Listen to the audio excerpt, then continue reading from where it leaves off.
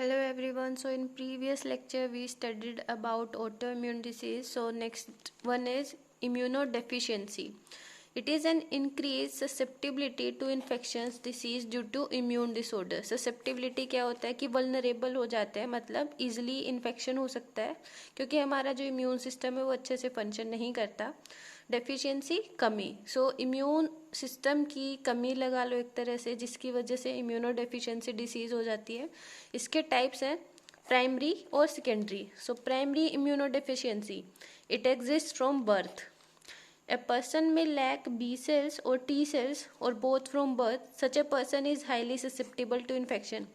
सो उसके अंदर ना तो बी सेल्स होंगी ना टी सेल्स होंगी. सो उस पर्सन के अंदर ईजिली इन्फेक्शन हो सकता है. एक कॉमन वायरल इन्फेक्शन भी उसे किल कर सकता है क्योंकि उसके अंदर जो इम्यून सेल्स हैं वो एब्सेंट होती है. So a serious congenital disease called severe combined immunodeficiency, मतलब SCID short form. So it result from absence of both B cells and T cells. So severe मतलब ज़्यादा, ये एक तरह से लगा लो कि फेटल है, डेंजरस है, क्योंकि बी एंड टी दोनों ही सेल्स एब्सेंट होती है उस पर्सन के अंदर. सो डेवलप्ड कंट्रीज़ के अंदर क्या होता है, जो बच्चे SCID से सफ़र कर रहे होते हैं उनको जर्म फ्री एरिया में रखा जाता है. Germ free area, isolation suits जो होते हैं,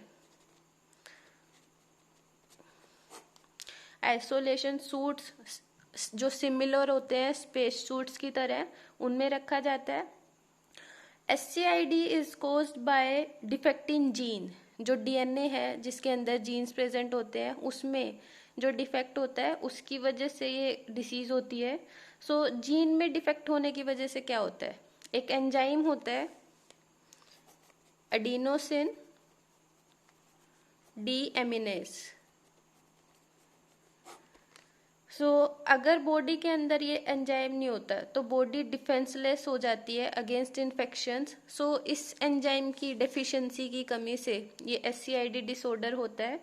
SCID फर्स्ट जेनेटिक डिसऑर्डर होता है जिसके अंदर जीन थेरेपी से इसको ट्रीट किया जा सकता है. So second one is secondary immunodeficiency. It occurs in individuals in which originally normal immune system gets impaired due to prolonged illness. कि इनमें स्टार्टिंग में क्या होता है, बाय बर्थ तो इम्यून सिस्टम प्रेजेंट होता है पर किसी भी रीज़न की वजह से इम्यून सिस्टम इम्पेयर हो जाता है, वो मेल फंक्शन करने लग जाता है. तो उसका रीज़न हो सकता है बहुत लंबे टाइम से कोई डिसीज़ है, मेल न्यूट्रिशन, अच्छे से न्यूट्रिशन नहीं मिल रहा बॉडी को, radiation and use of certain drugs. So इनकी वजह से सेकेंडरी इम्यूनोडेफिशिएंसी होती है.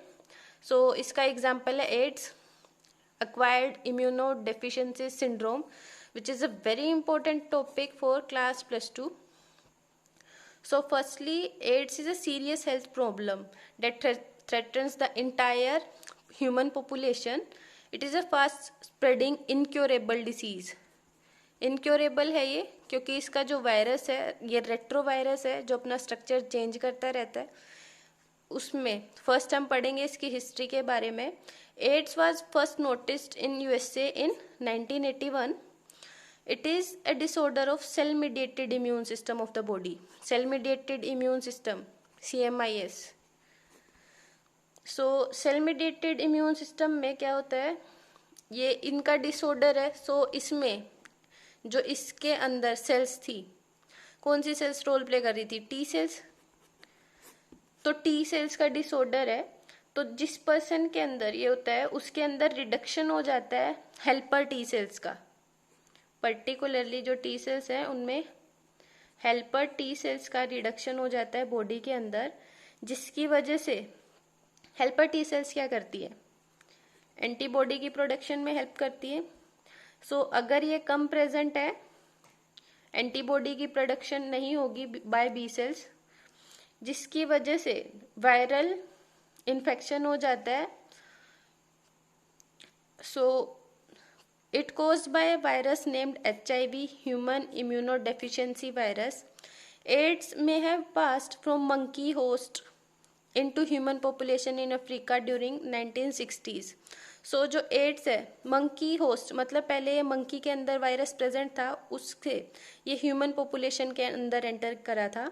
So it now seems that HIV first past human के अंदर फर्स्ट पास्ट हुआ था. ये ह्यूमंस ने क्या किया था, जो चिंपैंजीज थे उनके ऊपर, जो इनके चिम्प्स थे, मतलब इनके जो बच्चे थे उनके ऊपर फीड किया, जिसके वजह से ये वायरस एंटर कर गया ह्यूमंस के अंदर. So only 10% of people who gets aid virus infection actually developed full blown AIDS. So 10% ही ऐसे होते हैं जिनके अंदर जो फुल ब्लोन है, मतलब ये वायरस फुल्ली डिसीज कोज करता है. उसके बाद आता है ways of transmission.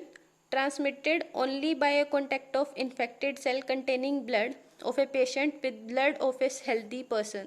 So cell के अंदर virus cell to cell enter करता है. सो अगर एक सेल इन्फेक्टेड पर्सन की सेल है जिसके अंदर ब्लड होगा, अगर वो कॉन्टेक्ट में आती है जो नॉर्मल पर्सन है, हेल्दी पर्सन है, सो ट्रांसफर होता है ये via blood. Healthy infected person to healthy person via blood transfer हो रहा है ये. सो जो रीजन्स है, as in unprotected sexual intercourse with an infected person if there is tissue injury. उसके अलावा use of contaminated needles and syringes to inject drug और vaccines, use of contaminated razors for shaving, use of contaminated needles for boring pinna, मतलब जो normal language में बोलते हैं कि कान छिदवाना होता है, सो उसके लिए इन्फेक्टेड निडल्स को हम यूज कर रहे हैं. Transfusion of blood taken from infected person, ऐसे ही एड्स इन्फेक्टेड पर्सन का जो ऑर्गन है वो ट्रांसप्लांट हो रहा है इसकी वजह से. सो उसके बाद आता है contact that do not spread AIDS. So AIDS wide spread है, but AIDS is not a contagious disease. It is not a contagious disease. That means it doesn't spread by casual contact such as handshake. उसके अलावा body contact आता है crowd public places में, और work और playing together with an infected person. उसका sharing phone और meals share कर रहे हैं, क्लोथ्स शेयर कर रहे हैं. इन्फेक्टेड पर्सन के जो कुक फूड कर इन्फेक्टेड पर्सन जो फूड कुक करता है उसको खाने से, और यूजिंग सेम टॉयलेट और स्विमिंग पूल्स. सो इससे ये स्प्रेड नहीं होता. उसके अलावा जो मेन चीज़ है वो ये है कि जो ब्लड सकिंग इंसेक्ट्स है, फॉर एग्जांपल मॉस्किटो, अगर वो एक इन्फेक्टेड पर्सन का ब्लड सक कर रहे हैं, सो उससे वो एक हेल्दी पर्सन को जब बाइट करते हैं तो ये वायरस को ट्रांसफ़र नहीं करते. जो कफिंग है और स्नीजिंग है उससे भी एड्स का जो वायरस है वो स्प्रेड नहीं होता. सो इसकी वजह से जो हेल्थ केयर वर्कर्स हैं, फ्रेंड्स हैं, और जो फैमिली मेम्बर्स हैं एड्स के इन्फेक्टेड पर्सन के, सो उससे ये ट्रांसफ़र नहीं होते इन पर्सनस के अंदर. एड्स वायरस प्रेजेंट होता है यूरिन, टीयर्स, सलाइवा और ब्रेस्ट मिल्क. उसके अलावा जो वेजाइनल सेक्रीशंस होते हैं इनमें प्रेजेंट होता है. सो इट सीम्स, बट इनके अलावा भी ये ऐसे नहीं स्प्रेड होता वाया फ्लूइड्स अनलेस टिश्यू के अंदर कोई कट प्रेजेंट हो. सो ये थे जिनकी कॉन्टेक्ट की हेल्प से एड्स स्प्रेड नहीं होता और transmission methods of AIDS. So that's all for today. Thank you.